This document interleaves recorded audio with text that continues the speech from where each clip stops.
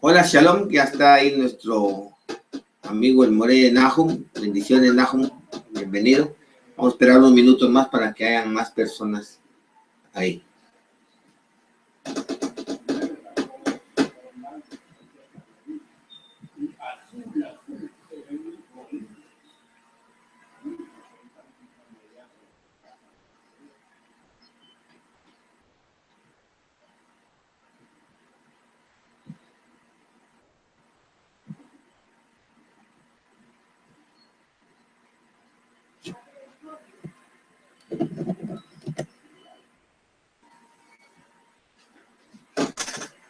Vamos a esperar.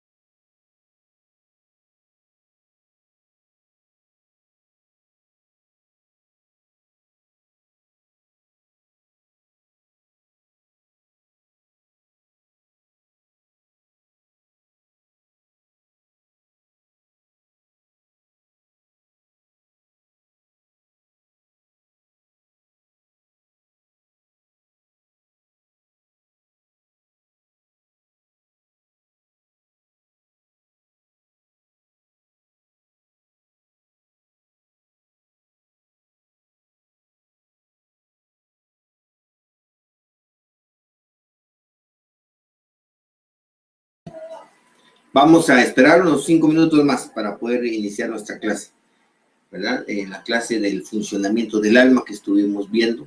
Primero vimos qué es el alma, cómo estamos formados, y eso vamos a dar un pequeño resumen de los puntos importantes visto en la clase anterior.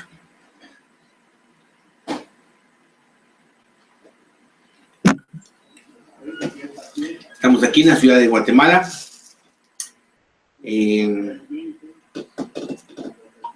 Son las 6 de la tarde, 6:10 de la tarde aquí en Guatemala. Todavía está el cielo claro, no ha caído la oscuridad. Ya está Rosita también ahí desde Pasto. Es una ciudad que está en la frontera de Colombia con Ecuador, creo yo. Gracias, Rosita. Ya vi su reporte aquí por el WhatsApp. Entonces tenemos únicamente a Nahum y a Rosita, a doña Rosita. Vamos a esperar un tiempo más.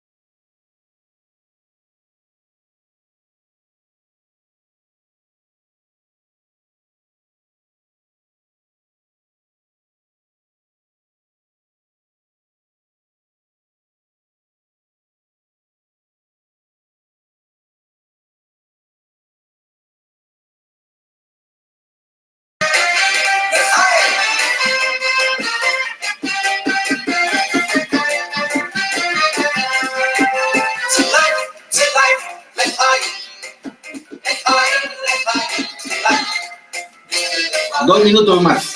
Iniciamos.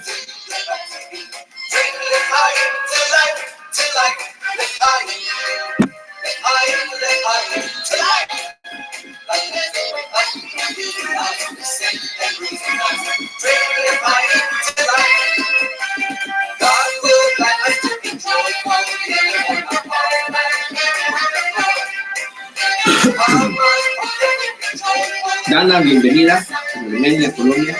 Bendiciones.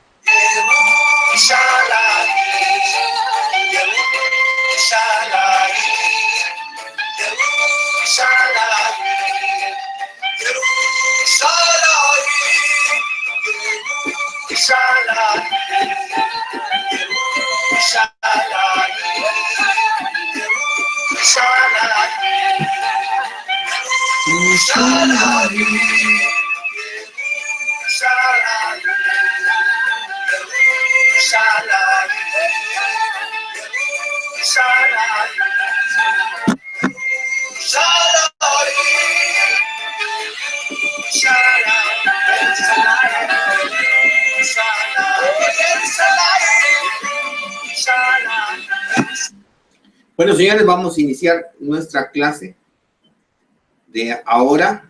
En la segunda parte que tenemos nosotros ahorita. Y vamos a ver un pequeño resumen de lo visto en la clase anterior.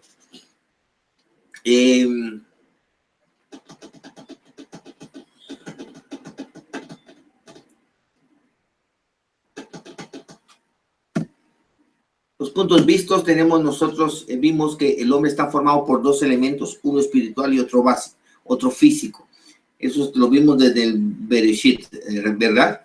Si se recordarán, vimos que la Torah dice que tomó arena de la tierra, el Eterno, y ahí hizo una parte física. Luego dice, insufló en su nariz aliento de vida. O sea, el ser humano está constituido de 2 elementos, uno físico y uno espiritual. Por eso dice, y fue el hombre un ser vivo, Nefesh Hayah. Esa es la expresión que se le llama a la unión de estos 2 elementos. Entonces, con eso nosotros definitivamente tenemos que cambiar el concepto que traemos de espíritu, alma y cuerpo. Solo son 2 elementos de los que están conformados el ser humano. También hablamos de qué es el alma. No sé si alguien se recordará ahí qué es el alma. ¿Alguien me puede decir? Tal vez Nahum o tal vez de Dana nos pudiera decir si ustedes se recordarán qué es el alma. Le dedicamos una buena parte de eso. Tal vez a través de sus micrófonos pudieran decirnos.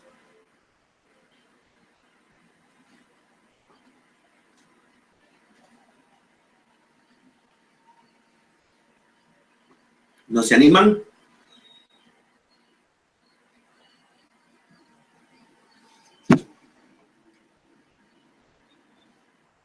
Bueno, vimos que el alma es el aliento del Eterno, es la palabra del Eterno. En la Kabbalah nos lo relaciona con la letra Hei. Lo numérico es 5 y eso es el alma. Vimos que según todo el misticismo que puede haber de cualquier escuela, habla de que todo dentro de la creación es energía, vibrando a diferente frecuencia. Pero al final todo es energía. Sin embargo, lo que estamos aprendiendo es que el alma, o sea, el ser humano, es el elemento, o sea, la palabra del Eterno, con lo que toda esa energía fue creada. O sea, eso pone al alma, al ser humano, por sobre toda la creación. Y ese es el problema que tienen estas escuelas de misticismo, que tratan de que el hombre vibre en armonía con la energía de la creación. Cuando el ser humano tiene que estar por sobre la creación. Por eso esos se le llaman mapas cósmicos, en donde a través del nacimiento, una carta como astral se le llama, dependiendo de la fecha y hora en que usted nació, se le puede hacer una carta astral de cómo va a ser su vida y todo, y eso está acorde para el resto de los animales y de la creación que están regidos bajo los astros, porque se ha descubierto que todo dentro de la creación, que es energía, está conectado, o sea que todo se está moviendo en armonía. Sin embargo, el problema es que el ser humano está por sobre esa energía, por sobre toda la creación. Por eso, en lugar de sincronizarnos o entrar en armonía con los astros, tenemos que estar por sobre los astros. Por eso es que vemos a Yehoshua, que le dijo al sol y a la luna que se pararan, y el sol y la luna se paró, ¿verdad? Vemos también dónde está el yo. Cuando decimos yo Yehudá, ¿dónde está ese yo? ¿En lo físico o en lo espiritual? ¿Dónde se encuentra, por favor? Si se recordarán, alguien de nuestros amigos quisiera recordarnos dónde está ese yo. Vamos, ayúdenos. ¿Dónde está ese yo? ¿Nadie? ¿Nadie? ¿Verdad? Que es importante posicionar ese yo. Cuando usted dice yo, ese yo es lo físico o es lo espiritual. Cuando morimos, lo que conocemos en el concepto de muerte ahora, el alma sale del cuerpo y el cuerpo es enterrado en la tierra, y la tierra se descompone el cuerpo, vienen los gusanos y se come todo, entonces ahí quedé yo, en esa tierra, me disolví. Por el otro lado, vimos que en la parte del alma, gracias Rosita, siendo espiritual, ahí debería de ser, Rosita, en el mundo espiritual, en el elemento espiritual que es el alma, que según vimos en el libro de Eclesiastés, capítulo 9, nos dice que el alma, cuando se desprende del cuerpo, va al Seol, que más que un lugar físico, pues estamos hablando de algo espiritual, no puede haber un lugar físico, es un estado de inconsciencia de la Neshama, esperando hacia el juicio final. Claro, hemos aprendido y sabemos que pasa un tiempo de más o menos 3 días en lo que la persona fallece y el alma todavía está aquí en este mundo, y hasta que logra llegar a su lugar, al Seol. Pero lo interesante es que de esta respuesta de dónde está el yo, Rosita, es que si verdaderamente está, porque podemos contestar dónde debería de estar, la pregunta que tenemos que hacernos cada uno de nosotros es, cuando digo yo, ¿dónde está ese yo? Porque si ese yo está en el elemento espiritual, ¿por qué busco con anhelo las cosas físicas? ¿Por qué hago de este mundo físico el objetivo final de mi espiritualidad? ¿Por qué buscamos la divinidad para que nos vaya bien en este mundo físico? Y cuando no nos va bien en este mundo físico, dudamos de nuestra relación con el Eterno. Entonces, ¿realmente dónde está el yo?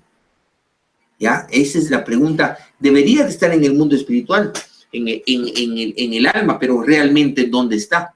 Esa sería la reflexión que cada uno de nosotros debería tener. También definimos lo que era la muerte, y ojo, que no definimos lo que es vida, definimos lo que es la muerte, porque si el yo, la identidad, lo que el hombre es la parte espiritual. Cuando se habla lo que conocemos como muerte, hoy en día realmente no lo es.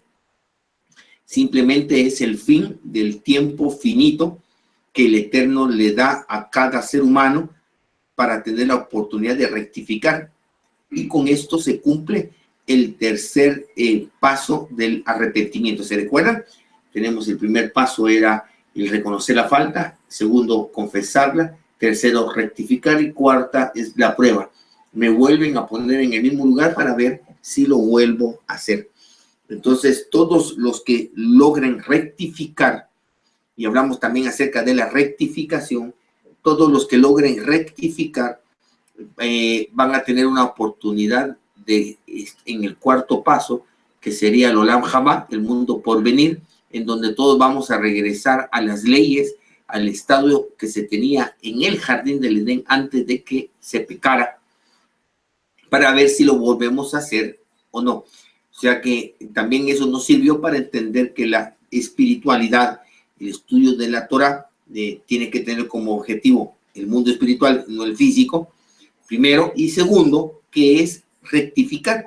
Si nuestro estudio de la Torah, si nuestra espiritualidad no nos ayuda a rectificar como hombres y como mujeres, que cada uno tiene un papel distinto, que lo platicamos también en la clase anterior, entonces realmente nuestra espiritualidad se convierte en una pseudo espiritualidad y nuestra fe se convierte en una religión y realmente no estamos rectificando, no estamos haciendo nada. También vimos las leyes que son diferentes dentro del jardín del Edén y fuera del jardín del Edén son distintas, ¿verdad? Entonces vimos nosotros que lo que es libertad, por ejemplo, no me recuerdo ahorita si vimos el tema ese de libertad, es un concepto dentro del jardín del Edén y otra cosa es aquí fuera del jardín del Edén.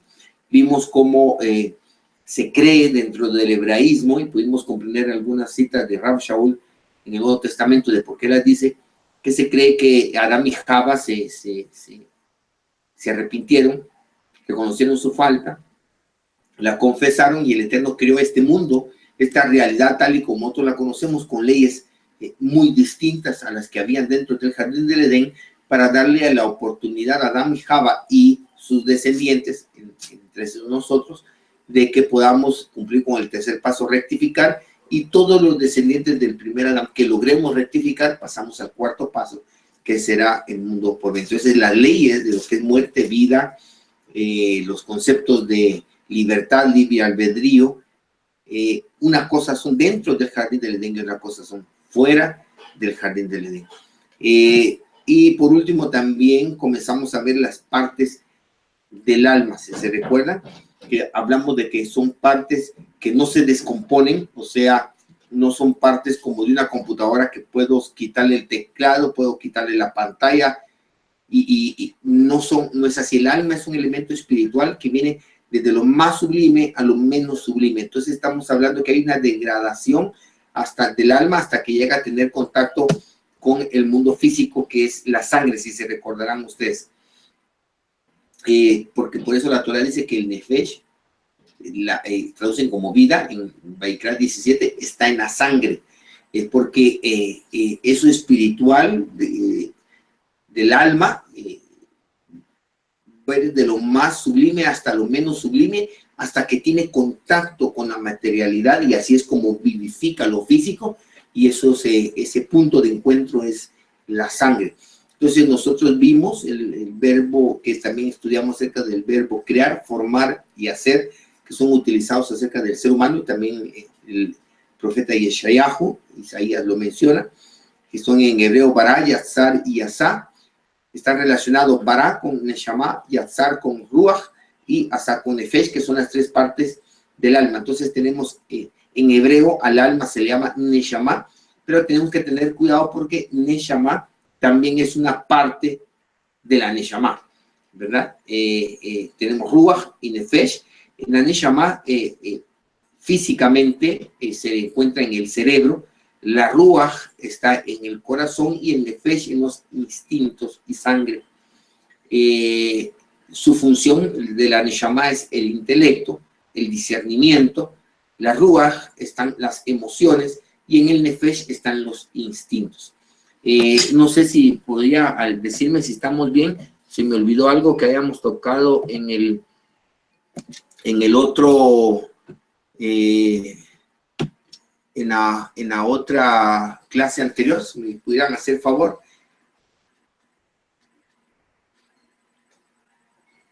No se le habilita el micrófono, Nahum.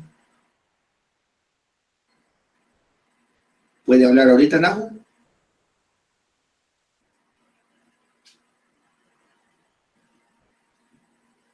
Nahum. Nahum. Como que tiene deshabilitado el micrófono ahí, usted no sé por qué. Bueno.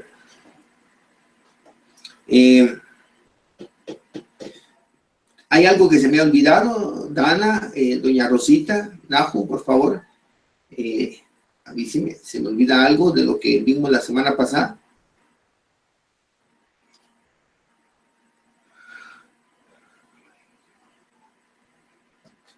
¿No? Bueno, entonces vamos a continuar con la otra clase. Vamos a iniciar ya con el funcionamiento del alma. Con el funcionamiento del alma vamos a aprender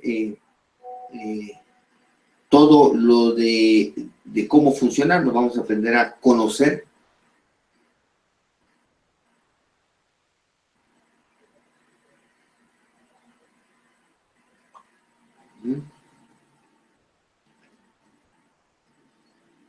Sí, todos estamos bien, de acuerdo. Bueno, entonces vamos a seguir nosotros a aprender el funcionamiento del alma. Esto es bien importante porque recuérdense que tenemos que aprender a conocerlo. Lo que estamos aprendiendo en la clase anterior y esta tiene que dar respuesta a preguntas existenciales. ¿Qué soy? ¿Quién soy? ¿Cuál es el objetivo de mi existencia?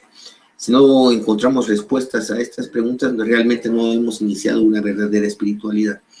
En la espiritualidad debemos de tener un objetivo, porque el objetivo es lo que nos va a ayudar a definir lo bueno y lo malo. Bueno es lo que nos acerca a nuestro objetivo, malo es lo que me aleja. Por eso es que sin un objetivo no se puede definir estos conceptos. No podemos saber dentro de todo lo que la Torah me permite qué me es lícito, qué es bueno para mí. Rabbi Shaul dice que todo me es lícito, hablando de todo dentro de los márgenes de libertad que la Torah nos da. De lo que la Torah no me prohíbe lo puedo hacer, pero no todo es bueno. ¿Qué es bueno? Bueno es lo que, porque lo bueno y lo malo es relativo, ¿no? Y por eso la relatividad se anula basado en el objetivo. Si logramos definir en nuestra espiritualidad, en nuestro estudio de la Torah, un objetivo, que en el caso este sería rectificar, y ya hablamos que hay que saber el hombre cómo rectifica, la mujer cómo rectifica. Si logramos definir un objetivo, entonces ese objetivo nos ayuda a definir lo bueno y lo malo.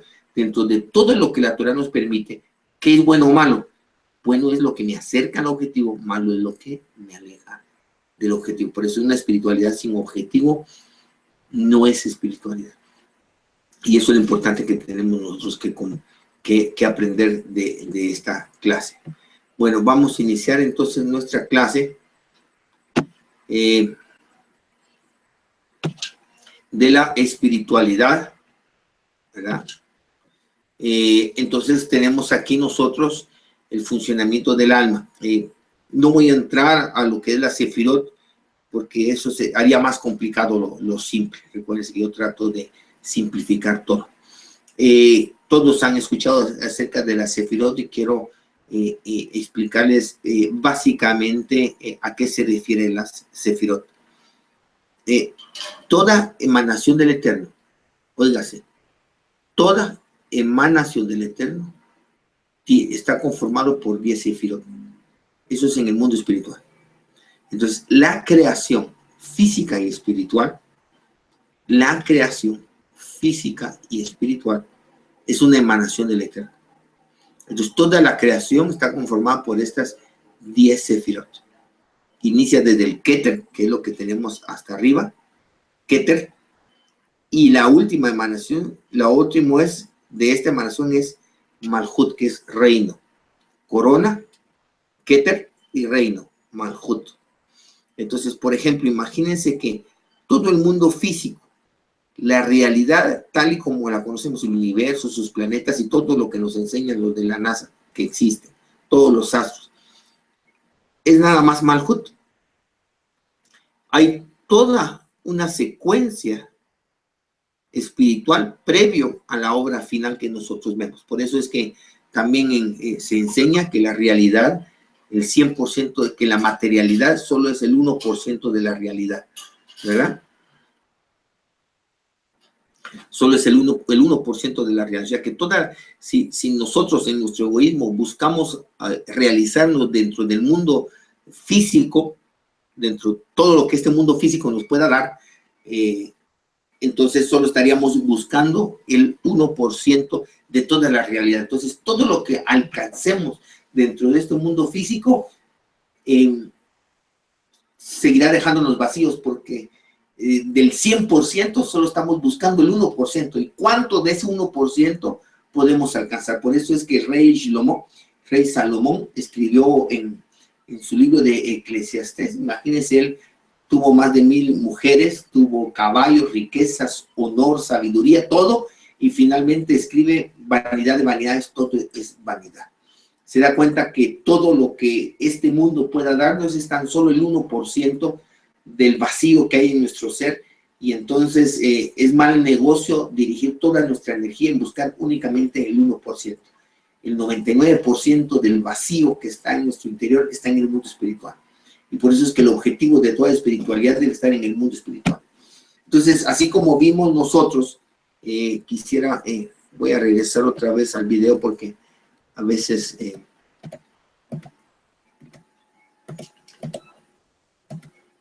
perdonen que estoy aprendiendo a utilizar este aparato. Wow. Aquí estoy. Entonces, todo lo que nosotros estamos, así como vimos que las partes del alma, fuera del alma está Hayá y Yehidá. Son las partes del alma de las cuales no estamos estudiando porque no son el objetivo.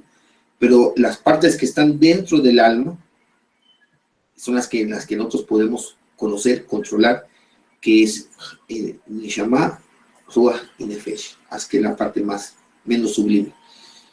Entonces, de esa misma manera, en ese descenso, en esa atenuación de esa luz que es nuestra alma, de esa energía, existen esas sefirot, que está el Keter, luego viene a Jochma, Binah, y ahí comienza a bajar. Entonces son atenuaciones. Cada sefirá es una pantalla, como que si la luz que yo emano hacia ustedes, supongamos que vamos a hacer un ejercicio, supongamos que yo genero una luz, ¿verdad?, que es muy fuerte hacia ustedes. Entonces, debido a que la luz es muy fuerte, no la podemos atenuar, no la pueden percibir. Entonces, para poder percibirla, entonces yo genero una pantalla. Esa pantalla va a atenuar la luz en una medida que ustedes ya la puedan captar, ¿sí? Entonces, esta pantalla tiene como objetivo ocultar la luz, pero al mismo tiempo revelarla. O sea que el objetivo último no es ocultar, sino revelar. El ocultamiento es necesario para atenuar la intensidad de la luz para que pueda ser perceptible. ¿Me explico? Entonces, a esa razón, espero que el ejemplo haya funcionado. Esa razón, entonces, en el descenso del alma, cada sefirá es una pantalla que va atenuando la luz hasta llegarla al mundo físico, hacia su contacto. Entonces, por eso es que hay Jochma, Keter, Jochma, Binah, Gesed, Geburah, Tiferet, vienen todas esas pantallas hasta que llega a Keter, que es la parte física. Eso quiere una mucha mayor explicación. En la medida que sea necesario lo vamos a ir explicando, pero para que no crear más confusiones, esto es así. Entonces, toda emanación del Eterno tiene estas 10 sefirot, ¿ya? Cuando hablamos que toda emanación, quiere decir que Keter jamás va a ser el Eterno, porque son los 10 elementos de una emanación. O sea que Keter no es el Eterno, es lo más sublime de una emanación del Eterno, pero no incluye al Eterno dentro del árbol sefirótico. Entonces, el alma, ¿ya?, es una emanación del Eterno. Entonces, por eso es que también el alma tiene estas 10 sefirot y que están ubicadas también en un lugar físico. Vamos para acá, bajando el brazo, todo el pecho, extremidades genitales, hasta llegar a los pies. Entonces, en esa medida es que quiero encuadrar también este cuadro sefirótico dentro de las partes del alma que estamos estudiando, ¿verdad? Gracias, doña Rosita. Entonces voy a seguir con la clase. Por eso estaba explicando lo de la sefirot, porque todos van a estar oyendo acerca de la sefirot, la información, y quiero que vean que esto no está alejado de todo esto. Bueno, sigamos. Entonces tenemos este cuadro que de alguna manera, el cuadro de la sefirot, de las 10 sefirot, si ustedes se darán cuenta, este cuadro sefirótico tiene 10 sefirot, no tiene Da'at. Regularmente el judaísmo hasídico incluye aquí abajo Da'at. Realmente el Da'at no existe. Eso se creó dentro del Hasidut, porque según ellos Keter es la divinidad, y entonces para no hablar de Keter se creó una sefirá que se llama Da'at, pero todo lo que se dice de Da'at es referente a Keter, es simplemente para no hablar de Keter. Entonces realmente el cuadro sefirótico con Da'at tuviera 11 sefirot, y no son 11 sefirot, son 10, ¿verdad? Sefirá es singular, sefirot es plural, ¿verdad? Entonces tenemos este árbol sefirótico, que tenemos Keter, que ya vi que es una pantalla, aquí es el inicio de la emanación, está en nuestra coronilla de la cabeza. Tenemos Jochma, que está a nuestro lado izquierdo. Si ustedes se dan cuenta, aquí va a haber un eje, y entonces del lado izquierdo tenemos Jochma, luego pasa a la 100 del lado derecho, Binah, y así nos vamos. Luego viene Gesed, que es en el brazo izquierdo, luego nos viene a Geburah, que es el brazo derecho, luego viene al centro, que es en el pecho, Tiferet, que quiere decir belleza, luego nos vamos a la pierna izquierda, Netzach, luego a la derecha, Hod, y luego los genitales, que es Yesod, fundamento, y luego baja hacia los pies, donde es Malhut, y por eso es que en los pies está el Malhut, y por eso es de mucha importancia el lavado de pies que su majestad Yeshua le hizo a sus discípulos, que realmente significa el lavado de las obras. Si la enseñanza de un maestro no limpia las obras, no transforma el alma del discípulo, realmente no es su maestro o no es su discípulo. Y por eso su majestad Yeshua dijo que si a quien él no hiciera esto, no tenía parte con él, porque tiene el secreto de que las obras, el malhut, está en los pies. Bueno, pero ¿cómo cuadramos esto con las partes del alma que hemos estudiado? Entonces viene, como dije, de lo más sublime a lo menos sublime, ¿ya? Que es hasta lo que tiene contacto en la sangre. Entonces tenemos la Neshama, que abarca estas 3 sefirot de arriba. Realmente los cabalistas dividen las sefirot en 3, las 3 superiores y las 7 inferiores. Las 3 superiores están fuera del tiempo y el espacio. Por eso es que con nuestro intelecto podemos nosotros transportarnos al pasado o al futuro.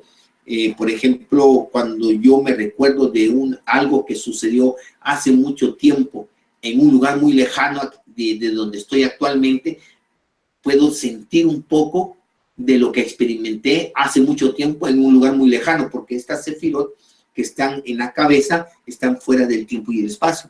Y también, por ejemplo, en las festividades de la Torah, si la logramos celebrar en el espíritu correcto, también estas 3 sefirot nos conectan con el evento en el futuro que corresponde a cada festividad, y de alguna manera experimentamos un poco eso que se va a vivir en el futuro celebrando la festividad de hoy en día. Por ejemplo, si el Shabbat tiene que ver con el mundo por venir, con el milenio, con el reino mesiánico, si yo celebro la festividad de Shabbat cada semana en el espíritu correcto, debería de experimentar un poco por adelantado el gozo, la paz, la felicidad y la plenitud que habrá en el mundo milenario. Lo experimento ahora debido a estas 3 sefirot. Entonces la Neshama que se encuentra en el cerebro tiene que ver con estas 3 sefirot. Luego tenemos la Ruach, que abarca las otras 3 que están en el medio, esa Ruach que está ahí, que son las emociones, y se recordarán. Y luego tenemos al Nefesh, que tiene que ver con las últimas 4 que están hasta abajo, que tiene que ver con los instintos, ¿verdad? Por favor, si alguien tiene alguna pregunta, hasta ahí me avisa, ¿verdad? Me pone un WhatsApp o algo, porque ahorita no veo yo la pantalla del video. Si alguien me escribe, sería con el micrófono o por WhatsApp. Sigamos con el funcionamiento del alma. La Neshama es el intelecto, la conciencia, es la herramienta con la que yo me puedo conectar con el mundo espiritual. Porque todo lo que está en el mundo físico, sigamos de así, nuestra humanidad está diseñada de una manera para que a través de los 5 sentidos podamos conectarnos con todo lo que está en nuestro exterior. Por ejemplo, la vista, el olfato, el oído, el tacto, el gusto, son los sentidos con lo que nos conecta con el mundo físico, con lo que externo. Pero en la manera en que funcionamos nosotros, entonces lo que no vemos, lo que no tocamos, lo que no olemos, lo que no gustamos y lo que no escuchamos, pareciera que no existe. Entonces la Neshama, esa parte del alma que se encuentra en el intelecto, es la herramienta que nos puede conectar con lo que está más allá de los sentidos, ¿ya? Más allá de los sentidos, lo que nuestros sentidos no alcanzan a ver, a percibir, es el intelecto. Por eso es importante, perdonen, por favor, no quiero insultar a nadie y se va a oír bien pesado. Yo sé que con el tiempo van a entenderme. El Eterno no tiene hijos tontos. Repita conmigo, el Eterno no tiene hijos tontos. El intelecto, esa parte de la Neshama, estas 3 sefirot, Keter, Jochma y Binah, son herramientas con las que nos conectamos con el mundo espiritual. Por ejemplo, si imaginemos un mundo oscuro, un mundo totalmente oscuro, ¿sí? Y de repente vemos con nuestros sentidos, sentido de la vista, veo una luz, ¿sí? Cuando veo una luz, mis sentidos solo perciben una luz. El intelecto podrá decirme qué hay atrás de esa luz. Yo puedo ver, hay una lámpara, hay un fuego, hay algo que está atrás de lo que yo estoy viendo, pero es el intelecto el que me conecta con lo que está más allá de mis sentidos. Sí, claro, Rosita, y luego le puedo enviar la presentación. Solo me manda su correo o, no, aquí por WhatsApp, no, o por Facebook podría enviar, porque lo tengo en la computadora. Entonces, es la Neshama, es el intelecto, el que nos conecta con el mundo espiritual, ¿ya? Y por eso es que la Neshama, vamos a aprender que la diferencia entre el animal y el ser humano es la Neshama. Pero cuando el ser humano no usa su Neshama, es igual que un animal. Eso lo vamos a aprender, espiritualmente hablando.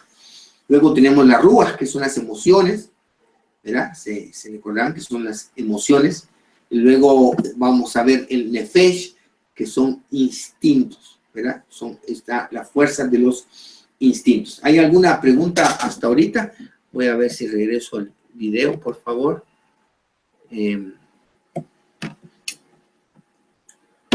¿Hay alguna pregunta hasta ahorita? Vamos a ver, nada, todo está bien, todo está bien. Todo está claro, lo del intelecto, cómo es que nos conecta con el mundo espiritual, y por eso es interesante, tenemos que conocernos, porque si realmente el intelecto, y verdaderamente el intelecto, es la herramienta que nos conecta con el mundo espiritual, también tenemos que ver que esa herramienta limita nuestra percepción del mundo espiritual. Entonces tenemos que tener ejercicios, tiene que haber una manera, y por ejemplo acabo de enviar un audio, acabo de compartir un audio que hice de cómo cambiar la manera de discernir, cómo cambiar una lógica egoísta de cómo percibimos este mundo versus una lógica que es la Torá, una lógica altruista de naturaleza divina, que no funciona de la misma manera, ¿ya?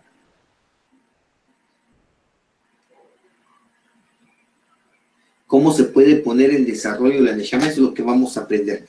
Y eso es lo interesante. Y perdón, nos vamos a dar cuenta que que muchos de nosotros no hemos estrenado la Neshama. Y por eso, desde el punto de vista de la Torah, una persona que no ha estrenado su Neshama, que no funciona de la manera que vamos a enseñar, es como un animal. Por eso es que se recuerda cuando su majestad Yeshua le decía que a Cananea, que no ves que es necesario que primero coman los hijos y después los perrillos. Les dijo perrillo, y si me ven a mí diciéndole así a una persona, ustedes, ¡uy, qué abusivo el rabino! Pero vamos a entender que del mundo espiritual vamos a ver que la mayoría de personas, incluyéndonos nosotros, actuamos como animales. Eso es lo que vamos a aprender y vamos a ver que verdaderamente la salvación enviada por el Eterno a través de su majestad Yeshua, no es una salvación que nos lleva a una fe ciega, a una fe sin razonamiento, sin lógica, porque el intelecto es lo que nos conecta con el mundo espiritual.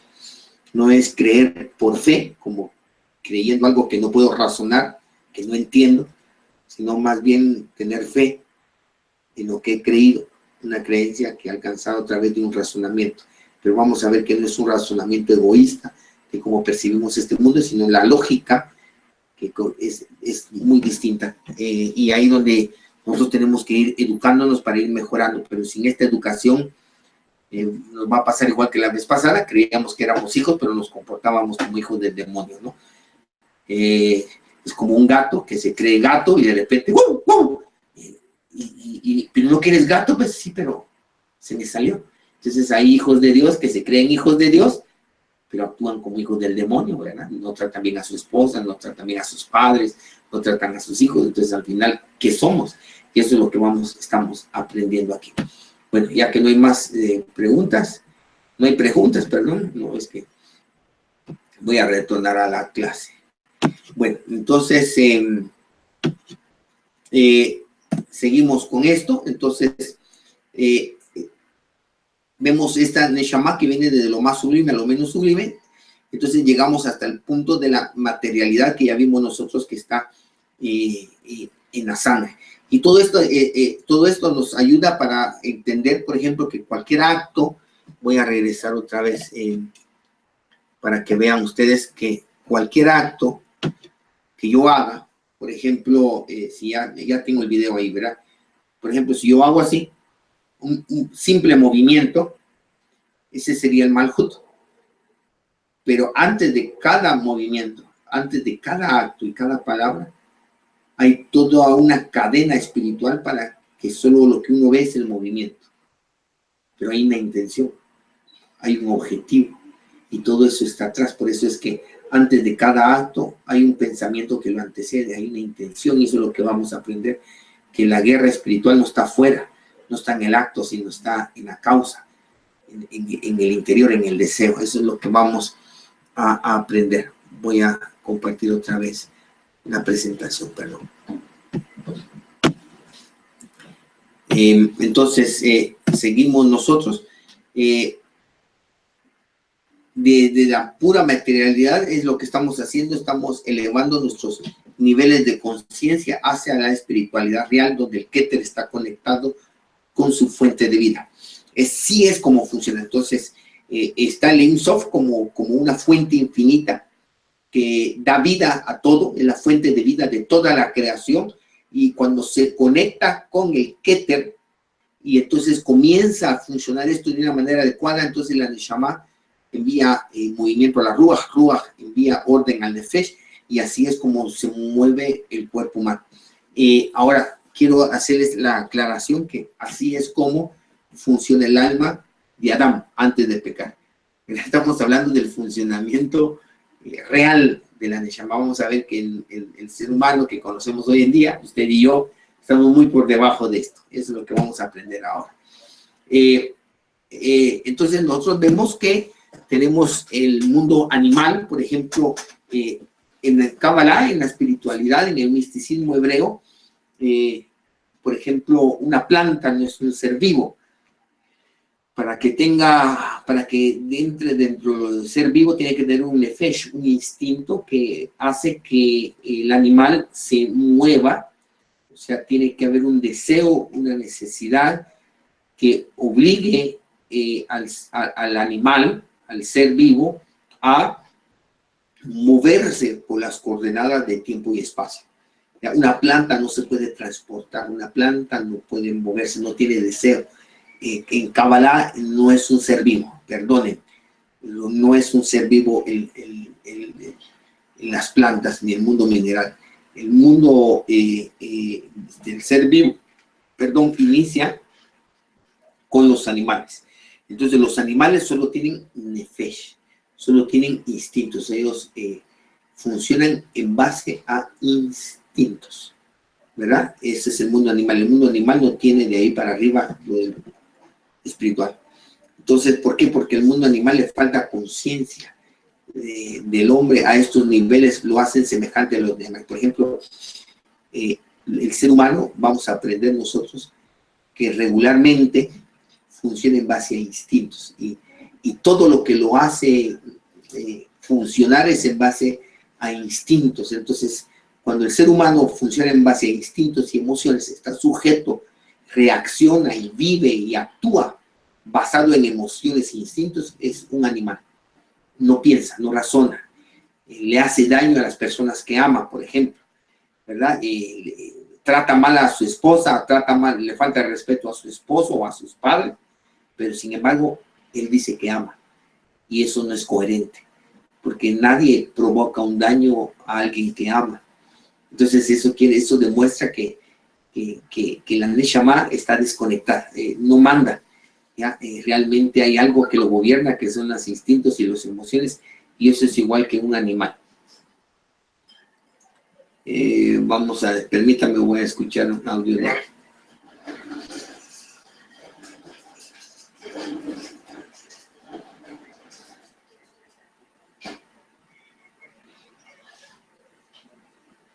Perdón, les voy a poner un audio de Morenajo que nos está preguntando. Rabino, una pregunta. En el primer siglo me imagino a Yeshua enseñando y bueno, él no tendría de pronto estos gráficos y toda esta manera de explicar a sus discípulos, que considero yo pues eran personas, si los podemos medir dentro de la sociedad hoy día, pescadores entonces tendríamos que ser de un perfil bajo intelectualmente.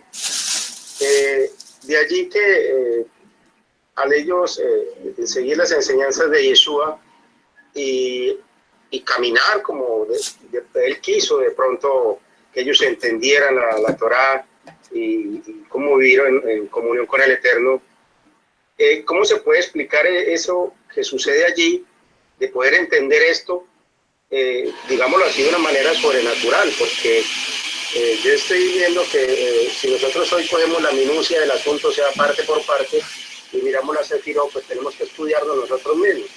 Y eso enseñaba, y ellos entendían perfectamente, siendo personas de un perfil, digámoslo así, no tan intelectual. Y entonces, de allí es que surgen dentro de algunas esferas del mesianismo y bueno, de otras como pensamientos, de que no es no es tan, diría, tan importante como entrar tanto en un conocimiento tan profundo, sino que se concluye a veces que el grado de obediencia de una persona casi que le hace comprender cómo actuar. Entonces, ¿cómo explicar esto?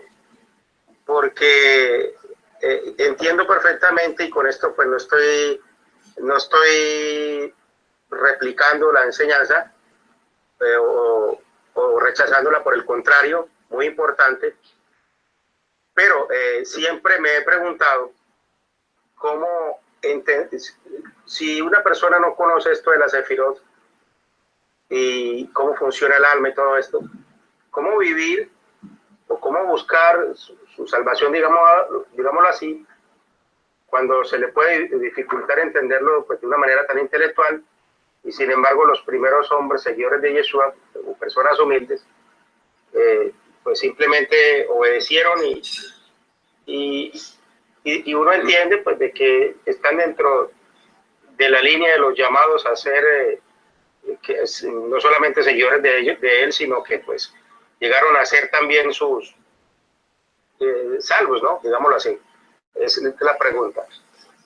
Gracias, More. Le voy a contestar dos cosas que hay que importantes. Cuando yo hablo de intelectuales, de la capacidad intelectual, de ser inteligentes, no hablo yo de grados universitarios. Ahí vamos a ver nosotros que usted puede tener maestrías y doctorados, pero desde este punto de vista puede hacer que usted se comporta como un animal. A eso me refiero. No, por ejemplo, la educación formal que tenemos en el mundo occidental nos enseña que una pregunta solo tiene una respuesta. ¿Verdad? Entonces, no se nos enseña a pensar.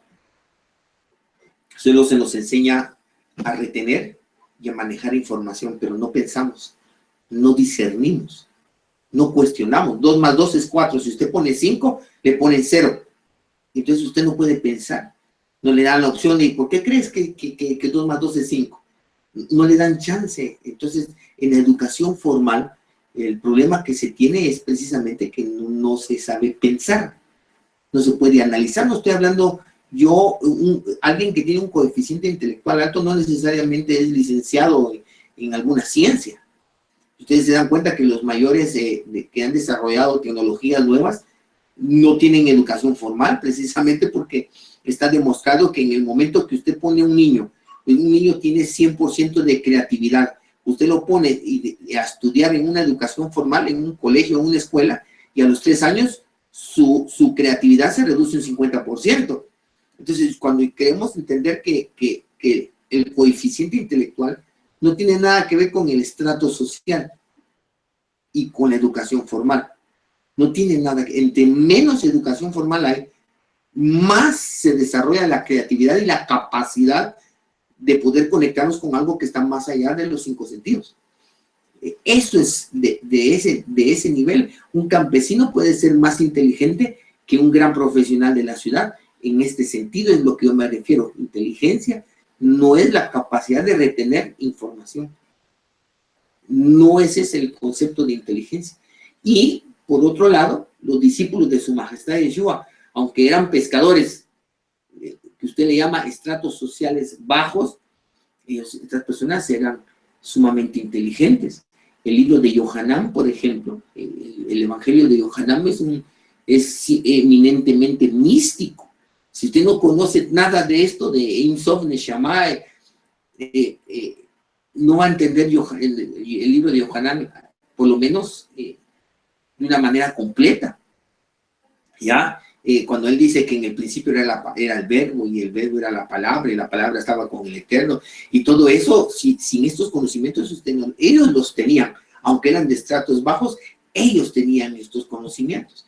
Por ejemplo, hay una noticia que hace unos años estuvo rondando, que en Corea del Sur, por ejemplo, en Corea del Sur, se dedicaron a estudiar los cerebros más inteligentes y sobresalientes del mundo a lo largo de la historia, y lograron que hay un común denominador, que eran judíos y que de pequeños estudiaron el Talmud. Y entonces, ¿por qué? Y entonces vino la Corea del Sur y tradujo el Talmud al coreano, y ahora el Talmud en coreano es uno de está dentro de los textos básicos de la educación formal de Corea. ¿Por qué? Porque el Talmud, hay personas que defienden el Talmud y nunca lo han leído. El Talmud no pone una posición sobre un punto de vista. El Talmud le da diferentes puntos, diferentes razonamientos, diferentes respuestas a una sola pregunta. Entonces usted aprende a razonar, a cuestionar. Pero si 2 más 2 es 4, ¿por qué no es 5? ¿Por qué no es 3?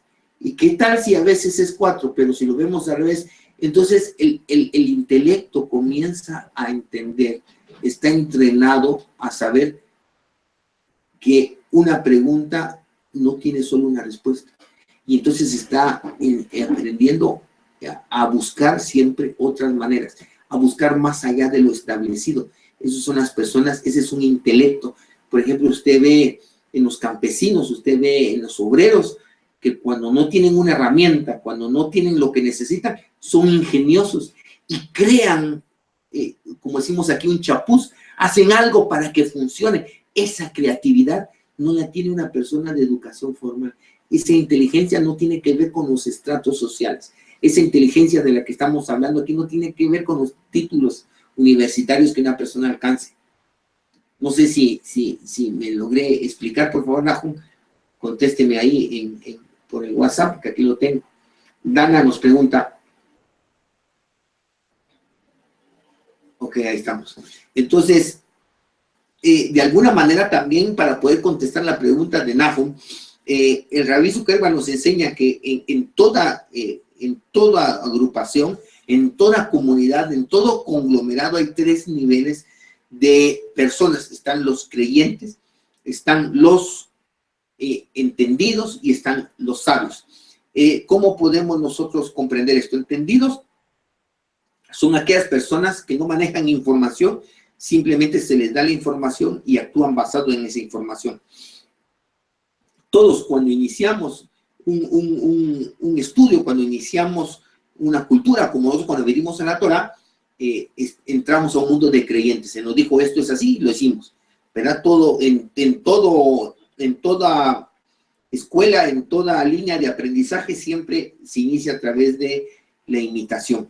Esto es igual, por ejemplo, como a un paciente con un médico. El paciente llega con su problema, el paciente sería el creyente, el médico sería el entendido, alguien que maneja este tipo de información, Nahum, que estamos dando. No es necesario que usted conozca cómo funciona el alma para que funcione bien.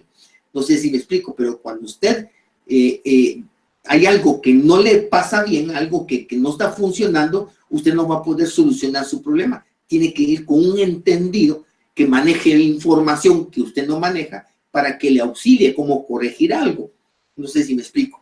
Y entonces viene el médico y basado en la información le dice al paciente, mira, para el problema que tú tienes es esto, entonces tómate esta pastilla, basado en el peso y la dosis que le dice cada medicamento, dice este medicamento se da tantos miligramos por kilo de peso.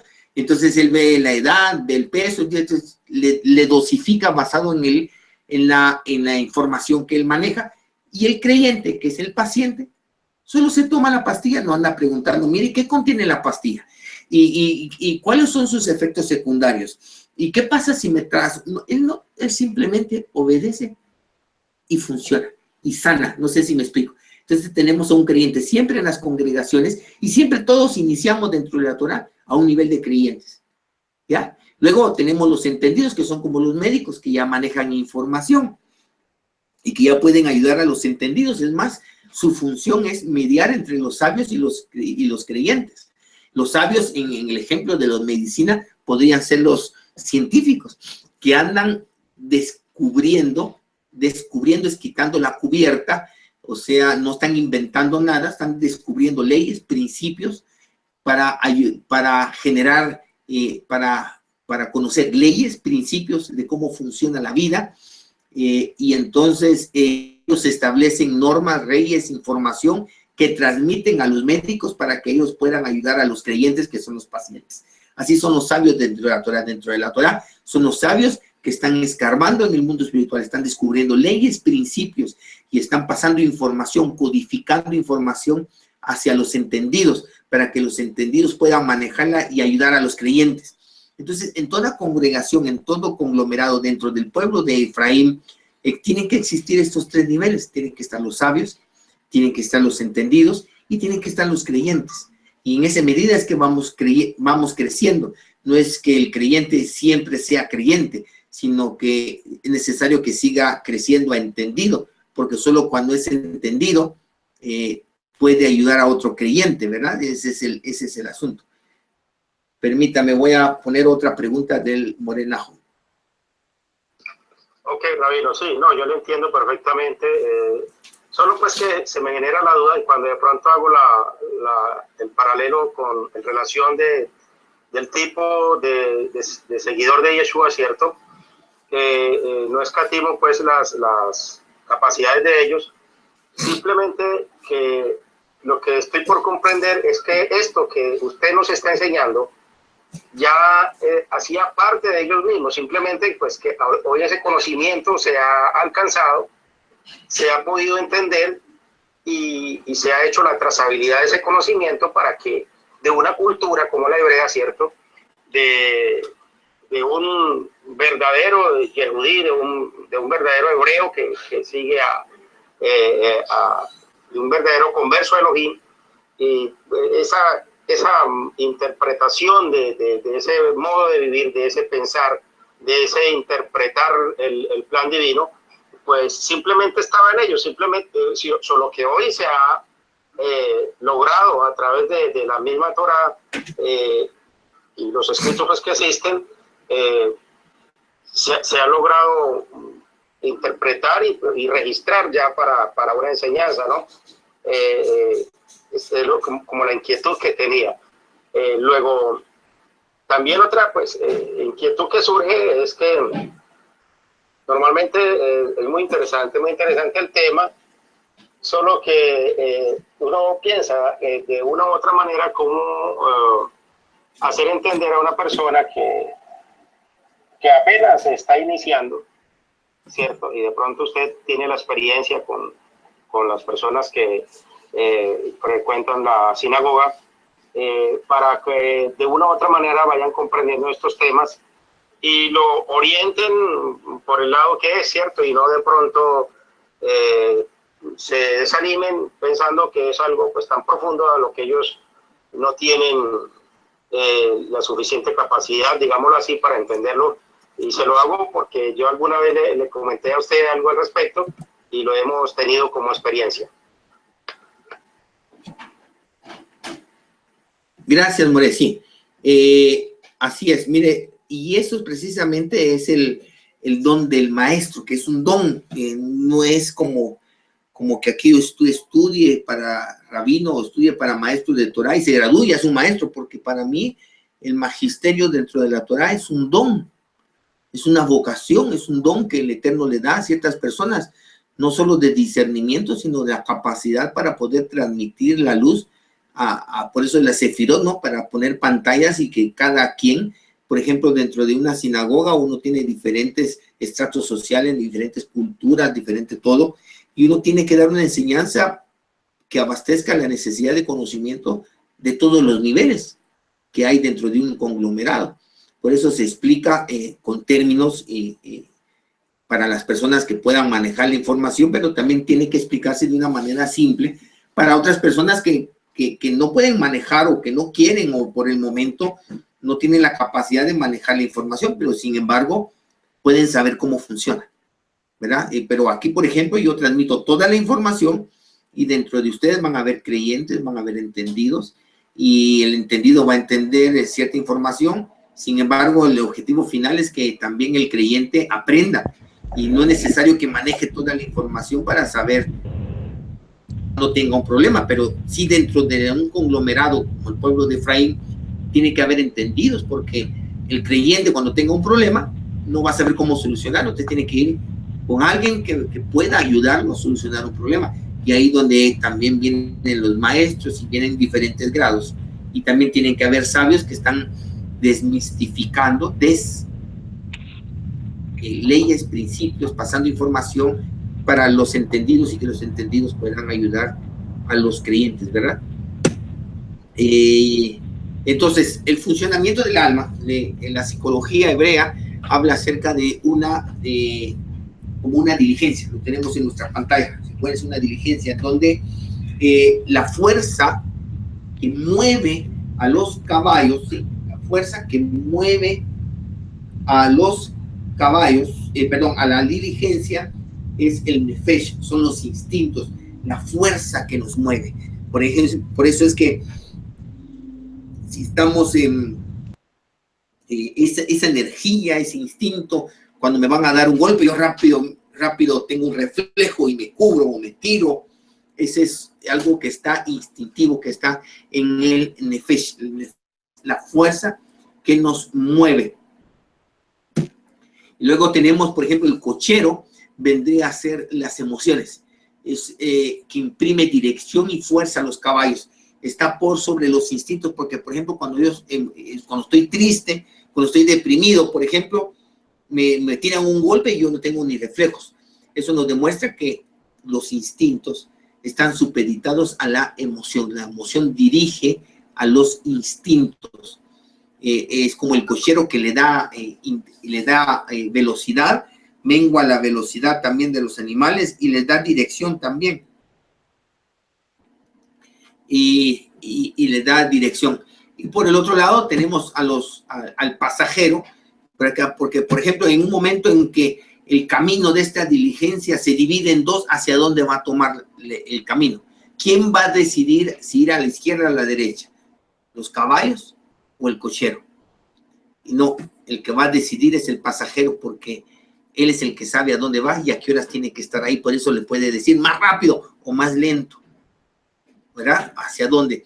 Esa es la Neshama, es el intelecto que da instrucciones al cochero, porque él es el único que conoce el destino y la necesidad. Y así es como funciona. Entonces tenemos una diligencia en donde el pasajero es la Neshama, el intelecto, que sabe qué es lo que tiene que hacer. Luego vienen las emociones y luego vienen los instintos. Por ejemplo, cuando un hombre amar debería de ser una decisión intelectual. Porque, por ejemplo, me enamoré, esa expresión de me enamoré, eso quiere decir que el enamoramiento está fuera de mi voluntad, que yo no tengo control, y eso pareciera que es un animal. Entonces no tendría razón el Eterno de ordenarnos, ama a tu prójimo como a ti mismo. Y yo le puedo decir al Eterno, Señor, pues que no lo siento, es que eso no me importa, me va a contestar. Ama a tu prójimo como a ti mismo, es un mandamiento imperativo que yo no puedo cuestionar, que no depende de si lo siento o no. Entonces el amor tiene que ser una decisión. Yo decido amar a mi esposa porque esa es la voluntad del Eterno. Y cuando yo tomo una decisión, las emociones, que es el cochero, dirigen a los instintos para que eso sea una realidad. Así funciona el alma. Rocío de Armenia nos pregunta, ¿el concepto de alma y su funcionamiento hace parte de la psicología hebrea como ciencia? Sí. No podría yo, he leído libros de psicología de personas judías, pero que son observantes. No le podría decir yo si a nivel académico en la universidad, independientemente si usted es observante o no, si esa es la línea de pensamiento en la Facultad de Psicología de la Universidad de Jerusalén, por ejemplo, no les sabría decir. Pero sí he visto libros de psicólogos judíos practicantes de la fe, y esta es la psicología hebrea que yo he tomado, que he aprendido de esa literatura y también de la Kabbalah, ¿verdad? Entonces tenemos esta Neshama, que es la que yo decido amar a mi esposa, y entonces las emociones obedecen, y entonces emotivamente yo soy cariñoso con mi esposa. Los instintos obedecen y sujetan todo. Así funciona el ser humano. Ya, todo es voluntario. Por ejemplo, esta alegoría también la podemos aprender en la Torah, en la narrativa del éxodo de Mizraim, de Egipto, en donde Moshe representa a la Neshama, Aarón representa a las emociones, la Ruach, y el Nefesh es el pueblo. Entonces, ¿qué pasa cuando el pueblo de Israel, cuando Moshe sube al monte? Se tarda 40 días, 40 noches, y el Nefesh, los instintos, el pueblo, se desespera. ¿Quién queda al mando del pueblo? Aarón, que son las emociones. Aarón, presionado por el pueblo, que son los instintos, haznos un Dios, dice, sí, traigan el oro, e hizo el becerro de oro. Entonces, el peligro es que cuando las emociones tienen la dirección, caemos en idolatría, ¿verdad? Eso es lo que tenemos que tener cuidado. Por eso es que Moshe representa el intelecto. Baluch, vamos a ver.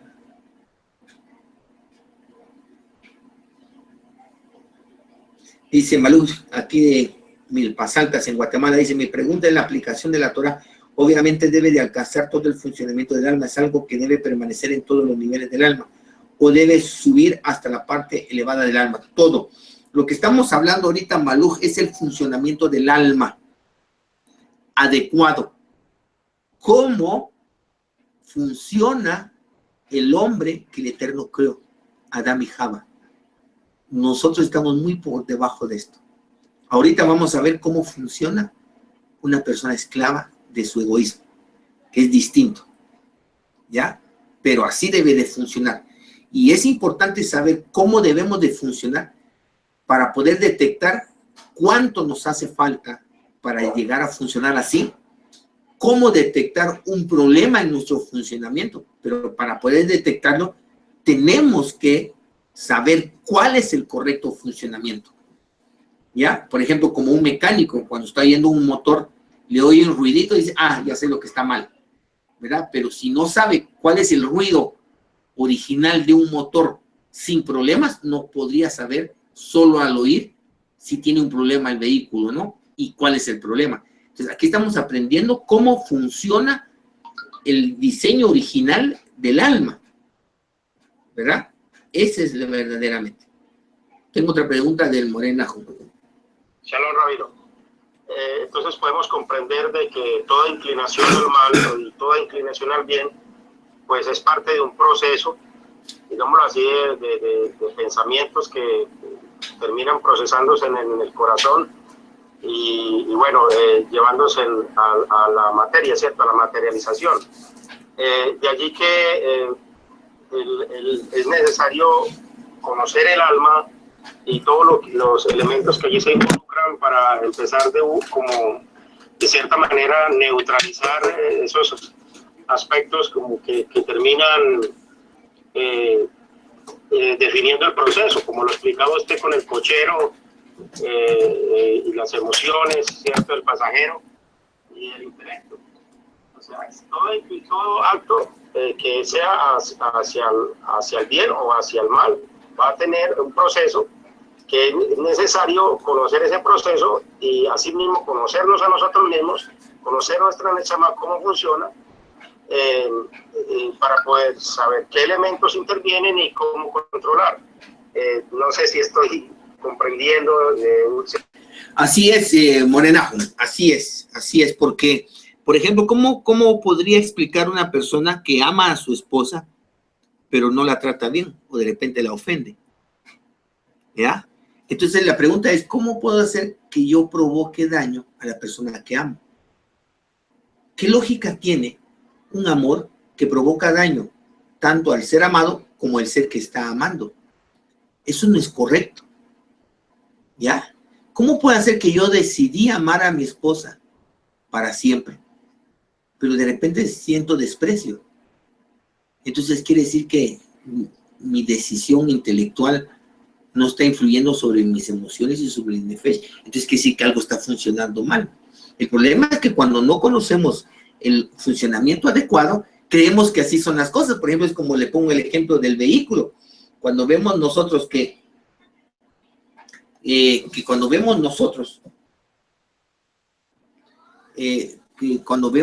ahorita voy Dana con su pregunta, cuando no conocemos el funcionamiento adecuado, creemos que ofender a nuestra esposa por el estrés o no ponerle atención, o que prefiero ver mi programa de televisión en lugar de ponerle atención a mi esposa, o que llego yo a la cena y que en lugar de platicar con mi familia me pongo a textear por el teléfono. Creemos que eso es normal. Creemos que es normal tener un matrimonio con problemas. Y eso es porque no sabemos cuál es el diseño original. Y entonces hacemos de nuestras debilidades almáticas una norma. Y eso no es así. Ya me explico, More. Y eso no es así. Por eso es importante conocer cómo debemos de funcionar. Yo decido amar a mi esposa. Es una decisión. Eso se lo puede hacer solo una persona que es libre. Una persona que no está esclavizada por su egoísmo, que es coherente y que funciona de la manera que estamos explicando que debe de funcionar. Así debe de funcionar un alma redimida, que ha sido liberada por la sangre del Mashiach, que decide amar a su esposa y todas sus emociones y sus instintos van en esa dirección. hay coherencia, es una persona que jamás le va a provocar daño al ser que ama, y que ese amor que le está dando a otra persona lo eleva espiritualmente. No es de estar aguantando a la otra persona, sino que amar a alguien, hacerlo feliz, me hace crecer espiritualmente. Pero amar es una decisión. Vamos a leer la pregunta de Dana. Dice, estrenamos el intelecto, o sea, la Neshama, ¿verdad? Cuando comenzamos a entender los pensamientos del Padre y los desarrollamos en hechos que beneficien al entendido y al creyente, y consolidamos más lo espiritual que lo físico. Así es. Vamos a ver, según vimos en los textos anteriores, Dana, recuérdese que lámpara de Ihue es el alma del hombre. ¿Se recuerdan ese texto? Eso quiere decir que finalmente nuestros actos, nuestras palabras, nuestras emociones deben de reflejar la naturaleza divina en este mundo donde yo vivo. Y ese sería, por eso hay que conocer la naturaleza divina. Aquí no estamos hablando de mandamientos, estamos hablando de naturaleza. La naturaleza divina es amor. La naturaleza divina es justa. Entonces, quiere decir que cuando yo lo conozco, ese conocimiento es fusión, me conecta con él, y entonces yo comienzo a obrar en amor y en justicia. Entonces vamos a ver nosotros que el amor jamás me va a empujar hacia la injusticia, ni me va a hacer soportar la injusticia, porque amor y justicia es parte de la misma naturaleza. Son conceptos que tenemos que ir aprendiendo para poder identificar cuando estamos obrando mal y poder corregir. Porque ¿cómo me puedo arrepentir de algo que creo que está bien? ¿Ya? O que es normal. Entonces no es normal que provoquemos daño a las personas que amamos. Rocío nos pregunta, cuando en el cristianismo se decía que no nos dejábamos guiar por la Ruach HaKodesh, ¿fue siempre emocional? Así es, así es. Mientras no vengamos a la Torah, Rocío, mientras no vengamos a la Torah, hemos sido esclavos del egoísmo y llevamos una vida emocional, basado en lo que sentimos. Ahí vamos a ir avanzando en esto. Es duro, Rocío, pero es la verdad, ¿verdad? Porque por eso es que a pesar de vivir un cristianismo, a pesar de vivir una religión, la sociedad se sigue degenerando. Los problemas matrimoniales no cesan. La tasa de divorcio sigue aumentando, no importa la religión que profesen. La tasa de divorcio sigue aumentando, la violencia intrafamiliar, la falta de respeto de los hijos hacia los padres. Cada vez tenemos sociedades más traicioneras, más infieles y más violentas. Y eso es debido porque la religión nos salva. Y por eso podemos detectar verdaderamente cuando realmente estamos en la verdadera espiritualidad o no. Tengo las 7:26 en Guatemala, 8:26 en México. No sé si puedo seguir, ustedes me dirán, por favor, unos minutos más. No he terminado, y como les dije yo, el tema nos iba a llevar a llevar tal vez 2 o 3 sesiones, porque las preguntas, gracias por sus preguntas, gracias por sus preguntas, eso me demuestra que tienen interés, que están entendiendo y surgen las preguntas, y que recuerden que el objetivo de estas clases es dar según lo que ustedes necesitan, y esas preguntas me van guiando hacia lo que ustedes necesitan, y quiero darme conforme a su necesidad. Pregunta Rocío, ¿la Neshama está reflejada en la sabiduría, el entendimiento y la inteligencia? Vamos a ver si entiendo. La Neshama está reflejada en la sabiduría, en el entendimiento. Tendríamos que redefinir esos conceptos para ver si estamos hablando de lo mismo, Rocío. Definitivamente, porque entendimiento en el punto de vista, por ejemplo, conocimiento desde el punto de vista de la Cábala, de la espiritualidad, conocimiento es fusión.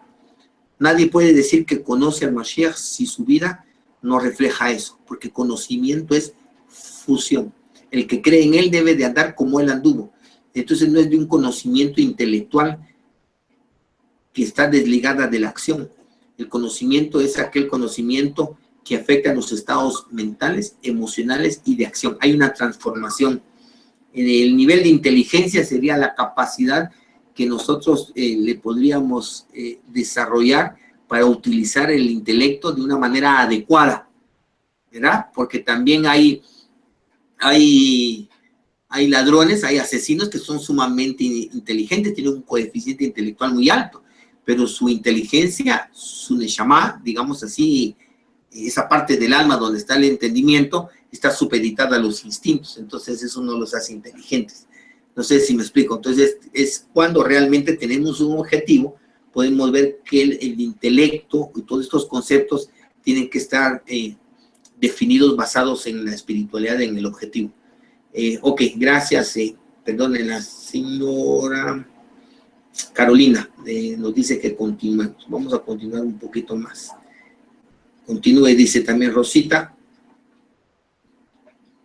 Rosita nos pregunta, no entiendo muy bien la parte de Ruach. ¿Es el Ruach HaKodesh? No, Ruach es viento, soplo. Aquí lo que estamos viendo nosotros es la Ruach, son las emociones. Así cuando estoy contento, es una emoción, esa es la Ruach, ¿verdad? Y cuando estoy contento, actúo de una manera, y cuando estoy triste, actúo de otra manera. Eso es la emoción que está dominando los instintos, ¿verdad?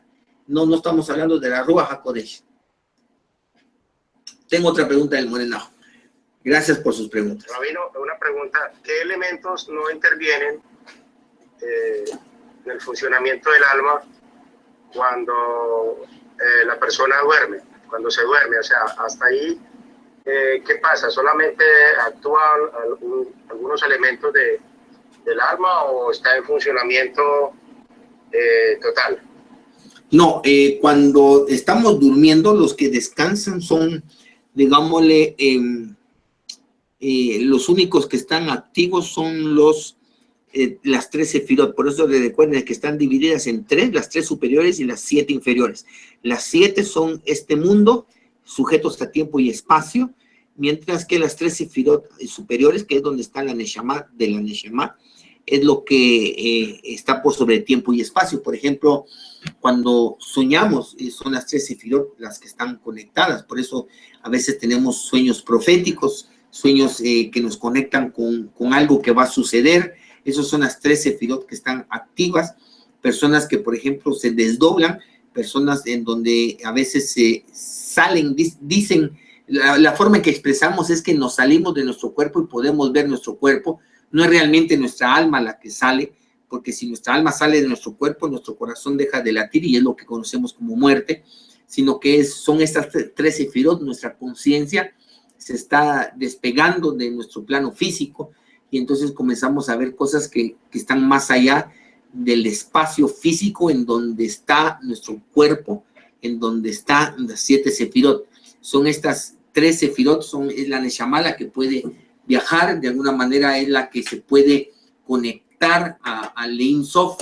Por ejemplo, cuando el Ein Sof no es la luz infinita,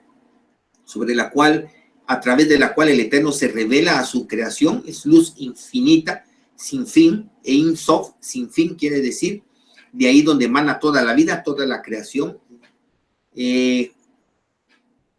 A veces nosotros nos podemos, a través de un estado de hipnosis, un estado Aleph, a través de también cuando dormimos, nos podemos conectar a ese servidor central de toda la creación, en donde está guardada toda la información de la creación, en donde está el proyecto de la creación en sí. Y a veces, por ejemplo, esas regresiones que a veces se hablan a través de la hipnosis, no es que hayamos tenido una vida anterior, sino que en realidad esas 3 sefirot se están conectando al servidor central en donde está la información de todas las vidas que han habido. Y cuando capta esa información y comienzo a narrar lo que estoy viendo, la impresión que da es que yo viví en esa época, en ese lugar, pero realmente estoy accesando a la información de otra alma. Y así también a través de los sueños a veces me puedo conectar con lo que va a suceder. Por ejemplo, alguna explicación que puede haber de esos déjà vu, que le llaman, cuando vivo algo que yo creo que ya viví, a veces hay una posible explicación que en un estado cuando estamos durmiendo, estas 3 sefirot viajan, se conectan con ese software en donde está toda la información de la creación y puedan percibir algo que no ha sucedido, algo que va a suceder. Y cuando lo viven, tienen la impresión de que ya lo vivieron, pero eso fue en otro estado. Cuando el alma está, que se le conoce un estado alterado del alma. Nos pregunta Maluk de Milpas Altas, Guatemala. ¿La Neshama sobre la Neshama es lo que algunos definen como la chispa divina? No. No le puedo decir porque tendría que saber quién lo dijo para ver la escuela de Kabbalah que tiene para ver a qué se está refiriendo con la chispa divina. No le podría contestar eso concretamente, Malo. La hipnosis se puede aplicar como terapia de regresión. Lo que pasa, Rocío, es que la regresión lo podríamos usar para regresar y averiguar lo sucedido en nuestra infancia. Yo utilizo otros métodos para poder, un estado consciente, para poder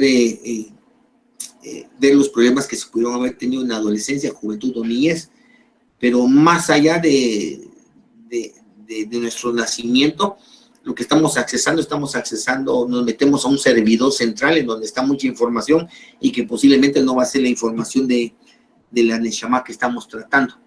Pero sí, no conozco a profundidad lo que es la hipnosis, pero sí pudiera ser utilizado porque se trata de encontrar información que está en el subconsciente, o sea, información que no está en el consciente, que la persona no maneja.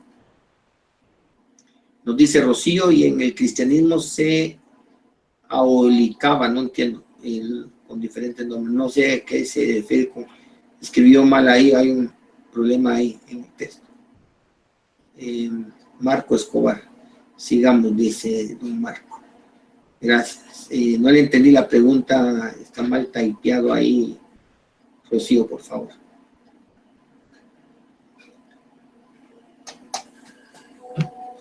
Se aplicaba mucho, en el cristianismo se aplicaba mucho con diferentes, la hipnosis, no sabía yo, una terapia psicológica, sí, puede hacer, no le podía hablar yo de lo que se hacía en el cristianismo, que yo no hice, porque estaría hablando de teoría, no solo puedo hablar de lo que yo conozco, ¿verdad?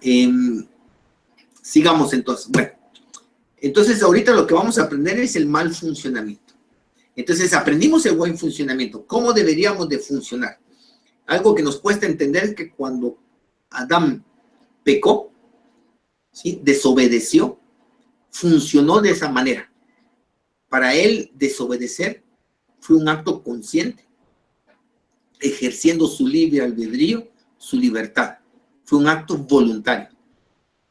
Fuera del jardín del Edén, desobedecer es una manifestación de esclavitud, de falta de libertad, de falta de intelecto.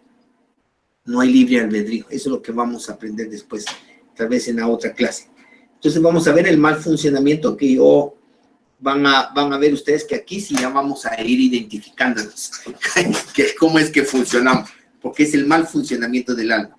El mal funcionamiento del alma es que tenemos el pasajero, la Neshama, el intelecto, que es cuando está en un estado de inconsciencia, quiere decir que está dormido. Imaginemos que va a la diligencia y se encuentra en dos caminos, agarra a la izquierda o agarra a la derecha, y no sabe a dónde, pero el pasajero está dormido.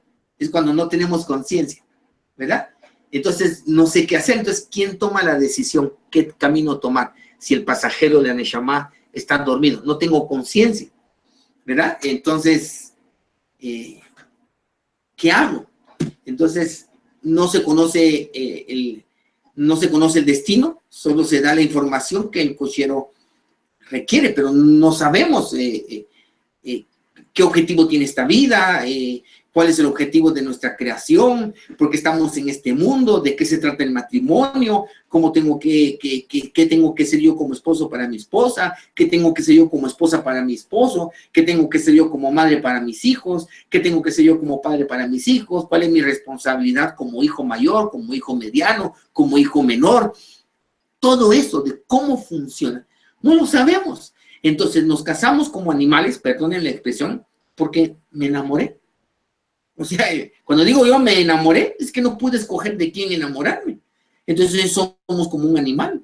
Y a veces, así con el libertinaje sexual que tenemos hoy en día en esta cultura occidental, es que somos como perritos, de esos que andan afuera, que encuentran un perro, encuentra una perra en brama y se aparean. Pero porque es una necesidad fisiológica, pero no es el resultado de un discernimiento, ni es una decisión, y la mayoría de matrimonios hoy en día son porque quedaron embarazados, pero no fue una decisión. Entonces quiere decir que la neshama está dormida. Quiere decir que cuando tenemos una vida que no planificamos, que no buscamos, eso quiere decir que el pasajero está dormido. Preguntémonos hoy en día si la vida que tenemos, si la profesión que tenemos, si lo que estamos viviendo es lo que quisimos de pequeños. Entonces nos vamos a dar cuenta que en todo nuestro viaje con esta diligencia, el pasajero estaba dormido y que tomamos decisiones basadas en las emociones o en los instintos. Trabajamos de lo que nos tocó, según una necesidad momentánea que teníamos. Entonces el cochero, que sería la rúa, que son las emociones, imprime dirección y fuerza a los caballos, pero no puede, la decisión que tome va a ser emocional. Y por eso es que sentimos una emoción, yo siento que te amo y me caso contigo, pero después de 2 años ya no lo aguanto, a ese malvado o a esa bruja. Entonces, ¿cuál es la diferencia entre una princesa y una bruja? 5 años de matrimonio, dicen. ¿Por qué? Porque fue una decisión emocional. Y entonces, las decisiones emocionales regularmente nos vamos por lo externo, por algo inmediato, pero no tenemos la capacidad de ver a largo plazo. Simplemente reaccionamos a una emoción momentánea que tenemos hoy en día, pero en cuanto nos pasa en la emoción, vienen los problemas, viene la realidad que es otra. Y por eso la tasa de divorcios aumenta cada vez más. Pasar del 3er año de matrimonio es lo más difícil. Luego a los 5 años viene otra prueba. Ya después nos vamos acostumbrando al sufrimiento, pero no quiere decir que el matrimonio sea feliz. Entonces realmente tenemos que planificar si el matrimonio que tenemos hoy en día es lo que deseamos o realmente nunca tuvimos la capacidad de ver qué tipo de matrimonio queríamos. O tal vez nos dejamos llevar por esos fantasías egoístas que tenemos. Por ejemplo, una mujer, un hombre, anda buscando una mujer o un hombre que la ame. Pero eso es un deseo egoísta. ¿Ya? ¿Y por qué? Porque solo ando buscando a alguien que me dé, que me ame, pero no ando buscando a quien amar, a quien dar. ¿Verdad? Entonces tenemos un grave problema porque nuestras relaciones están basadas en una emoción egoísta, en un deseo egoísta. Y si cuando nos casamos vamos a tratar de realizar nuestros sueños y nuestros sueños son egoístas, ahí viene el problema de nuestros fracasos matrimoniales. Vamos a ver, Rocío nos lanza una pregunta por WhatsApp. La neshama se mantiene dormida porque la religión no nos dejaba pensar. Así es. No tanto la religión. Al final, Rocío, cada quien tiene y está donde quiere estar. Nadie es engañado. Vamos a aprender después que nosotros estamos donde nuestro deseo está siendo saciado y ahí nos quedamos. No desarrollamos la espiritualidad a relacionar el conocimiento con la aplicabilidad. Así es, porque hablamos de una cosa, pero actuamos de una manera distinta. Perdonen, voy a ver si han escrito alguna pregunta. Ay, sí hay varias preguntas, perdón. No bien comprendido, estamos con... Sigamos, bueno, sigo yo. Y luego viene los caballos en Nefesh, que son los instintos, la fuerza que nos mueve.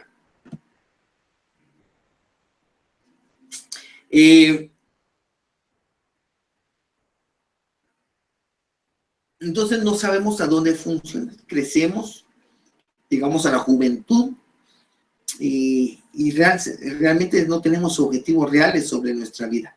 Pues podemos tener objetivos, yo quiero ser bombero, yo quiero ser psicólogo, yo quiero ser doctor, pero realmente estoy hablando de objetivos que le den razón a nuestro existir, ¿verdad? A eso es lo que yo me doy. Entonces realmente cuando el cochero, por ejemplo, no sabe a dónde ir, la rúa, que son las emociones, solo reacciona a la fuerza de los caballos, ¿verdad? Por ejemplo, Les voy a poner un ejemplo. No tenemos ni una nutricionista, nutrióloga. Bueno, no sé si está Joseph ahí de Armenia, él sabe mucho de alimentación.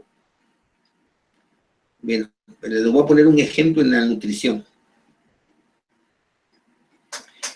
Marco Escobar de Armenia nos pregunta, ¿podemos redireccionar las decisiones tomadas por instinto?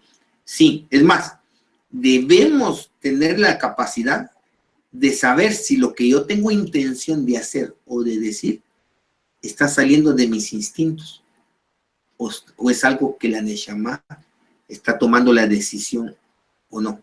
Y eso es lo que tenemos que detectar antes de actuar, Marco. Ese sería el ideal, ¿verdad? Entonces, tenemos nosotros la rúa que solo reacciona a los caballos. Por ejemplo, les voy a dar una teoría acerca de la obesidad.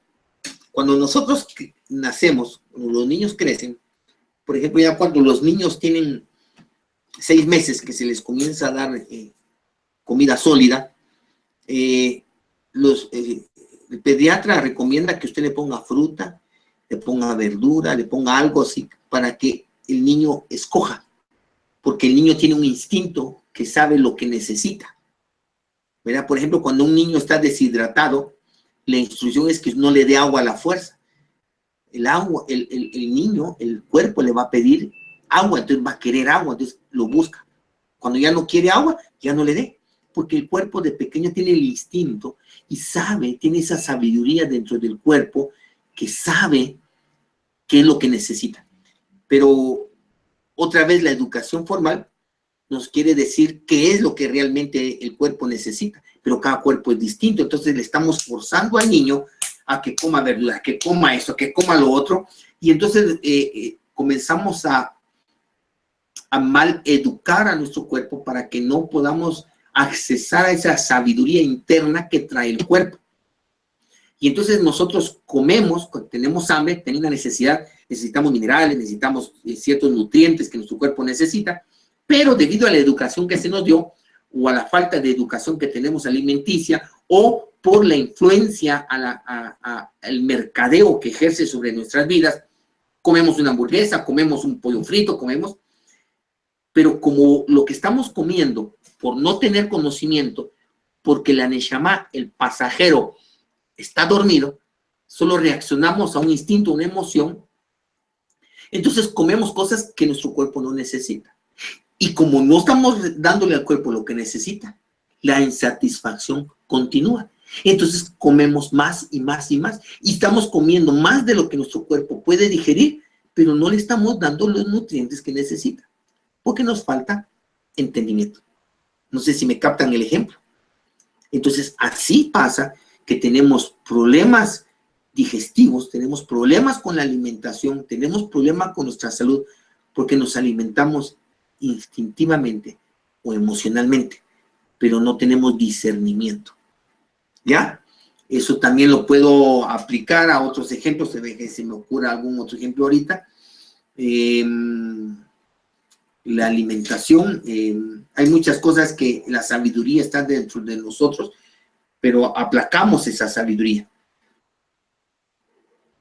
Rocío nos escribe, el término intelecto en psicología es la unión de la inteligencia adquirida por el conocimiento para vivirla, con sabiduría expresada en procesos de atención, concentración y memoria. Si no tenemos el conocimiento como parte inicial, es ahí cuando no nos acostumbramos a pensar. Por eso los problemas emocionales de memoria y conducta, así como por el ejemplo de la alimentación, así es. El asunto es que, como nosotros aprendemos aquí, Rocío, es que inteligencia es una cosa, sabiduría es saber cómo aplicar la inteligencia. Por ejemplo, también, por ejemplo, podemos poner el deseo sexual. El deseo sexual el Eterno lo dejó para que al hombre no se le olvide, al igual que el hambre la dejó para que no se nos olvide comer, porque no vamos a morir. También el deseo sexual lo dejó para que no se nos olvide tener nuestra pareja. El problema es que, así como en el alimento, yo estoy ocupado y no tengo tiempo para almorzar, me como un dulce, me tomo un café, engaño el estómago y sigo trabajando. ¿ya? Pero eso me va a provocar un daño, más allá de la gastritis y todo ese tipo de cosas que provoca la no alimentación adecuada en los tiempos adecuados. Así el deseo sexual, el Eterno lo dejó para que no se nos olvide hacernos cejar con nuestra esposa o con nuestro esposo. El problema es que cuando yo no quiero tener el compromiso del matrimonio y tengo esa fuerza sexual, entonces me masturbo. Y entonces me conecto a una muchacha en una noche, me acuesto y ya. Tengo esas amigas con derecho y amigos con derecho. ¿Por qué? Porque así abastezco mi necesidad, pero no estoy cumpliendo el objetivo. Y eso va degenerando el alma del ser humano. Porque como platicamos, en otra clase lo platiqué, cuando nosotros tenemos relaciones sexuales, estamos acercándonos al mundo de la creación, en donde se forman las almas. Por eso podemos engendrar en una relación sexual. El orgasmo es realmente la manifestación de un estado espiritual muy sublime. El problema es que cuando no lo estoy haciendo con mi esposa o con mi esposo, también estoy destruyendo a la creación en ese mundo superior que es la creación, en ese mundo sublime. Entonces no sabemos, no estamos conscientes pues, del daño que provocamos esta creación con una relación ilícita, no adecuada. Y así vamos enfermándonos también almáticamente. ¿Por qué la Neshama, el pasajero de nuestra diligencia, está dormido? No sabe, pobrecito. Y por eso paramos haciendo cosas que después nos arrepentimos. Estamos haciendo cosas y tenemos una vida que nunca quisimos, ¿verdad? Y por eso es que después paramos en el divorcio. ¿Por qué? No era eso lo que queríamos, pero no sabemos cómo llegamos ahí, precisamente porque el pasajero está dormido. El que toma las decisiones es el cochero, que solo reacciona a los instintos, a la presión que ejerce los caballos, como Aarón, que representa las emociones, reaccionó a la presión del pueblo de Israel. Y por eso hicieron el becerro de oro.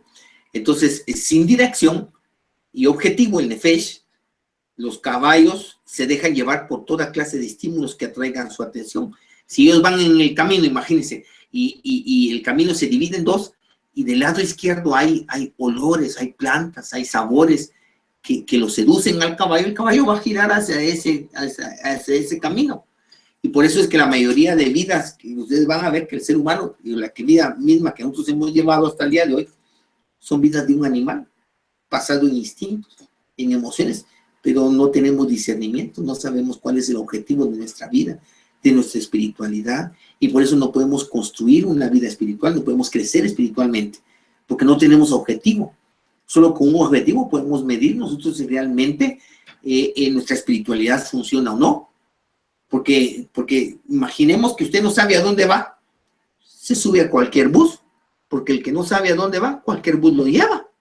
¿Me explico? Entonces usted va subido en el bus y comienza a platicar con otra persona. Ay, ¿qué tal? Y ya vas a llegar a tu destino. Pues no sé la verdad. ¿Y cuánto tiempo llevas en el bus? Pues ya llevo 2 horas aquí y no has llegado. Es que no sé a dónde voy. ¿Se dan cuenta? Entonces, en la espiritualidad, por ejemplo, en la Torah, ahorita ustedes están en la Torah, y yo les podría preguntar, bueno, después de los 2 meses, 3 meses, 1 año o 2 años que estén en la Torah, estudiando Torah, ¿ha crecido espiritualmente? La pregunta sería, ¿qué termómetro va a utilizar usted para medir si ha crecido o no? Porque toda espiritualidad debe de tener parámetros objetivos sobre los cuales medir si realmente estamos creciendo o no. Pero sin un objetivo, no podemos medir nada. Simplemente estamos en la Torah porque nos sentimos bien, porque nos atienden bien, ¿verdad?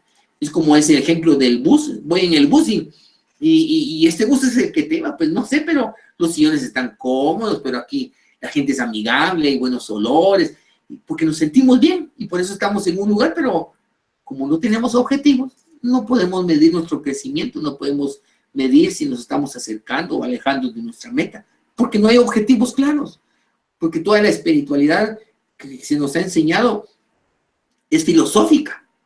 Entonces pensar y creer es fácil, llevarlo a la práctica, como dice Rocío, vivirlo, vivir esa espiritualidad, recrear el jardín del Edén en nuestro hogar, esos son otros 20 pesos. Esa es la verdadera espiritualidad, ¿verdad? Entonces, así es como mal funciona el alma.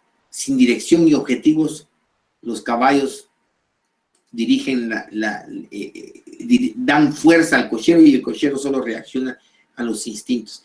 Entonces al final tenemos la ruaj, que son las emociones, que es el cochero, que o recibe el impulso, la dirección, la orden de el pasajero, cuando la neshama está consciente, o si está dormido el pasajero, solo recibe los impulsos de los instintos. Y basado en eso es que la emoción toma la dirección, pero no toma dirección, sino solo responde a un impulso, a una instrucción que viene, o sea, del pasajero o de los instintos. Pero ahí está mal funcionando el alma. No sé si, por favor, me escriben, y yo creo que terminamos hasta aquí, y seguimos en el próximo día, porque ya llevamos 2 horas de clase, casi. Por favor, mencióneme si continuamos. No, ya no continuamos. Yo quiero ver si lo que hemos aprendido hasta ahorita realmente está bien entendido. Estamos acercándonos a nuestro objetivo de conocer qué somos, cómo funcionamos. Vamos a aprender que también, y con el perdón aquí de nuestra amiga psicóloga Rocío, que esto le va a cambiar un poquito de cómo la psicología menciona todo esto. Vamos a aprender que todo nace en el deseo, todo nace en algo espiritual, y el intelecto y los pensamientos solo son consecuencias, no son causa. Pero espero que esto nos pueda estar sirviendo para poder conocernos y ir mejorando cada día en nuestra vida. En nuestra vida diaria, ¿verdad? Sí, está claro, cada vez más. Me alegra, Rocío. Que el Eterno los bendiga. Estamos ahí pendientes siempre de sus preguntas, de sus cuestiones. Ahí está Omar, no te había visto. Shalom, Omar, allá en la Ciudad de México. Saludos a tu familia. Pero créanme, esto funciona. Si ustedes aprenden esto y son humildes de poder botar todo concepto previo a esto, van a poder tener realmente el control de sus vidas, porque la Torah nos hace responsables de todo lo que nuestras palabras y nuestros actos provocan. Así que el objetivo sería tener el control. Una persona en Torah, una persona que ha sido salva por la sangre de su majestad Yeshua, tiene el control de sus pensamientos, de sus instintos, de sus emociones. No somos dirigidos por instintos ni por emociones, porque eso nos pondría en el nivel de animal, ¿verdad? Rosita, de paso, con esto estoy conociéndome no solo a mi vida, sino al hombre. Claro, Rosita, porque no solo es conocernos a nosotros, sino conocer a las personas cuando nosotros, el Eterno nos tiene en una posición de poder ayudar a otras personas. Necesitamos saber cómo debería de funcionar, qué es lo que está funcionando mal y cómo poder ayudarlos para poder comenzar a rectificar, a cambiar lo que está llegando. Ok, Maluj, llegó a media clase, vea el resto. Bendiciones, y pues a mis amigos de Colombia, espero verlos pronto. El 21 estaré viajando a Medellín. Vamos a visitar Medellín, Armenia, Cali y Cartagena.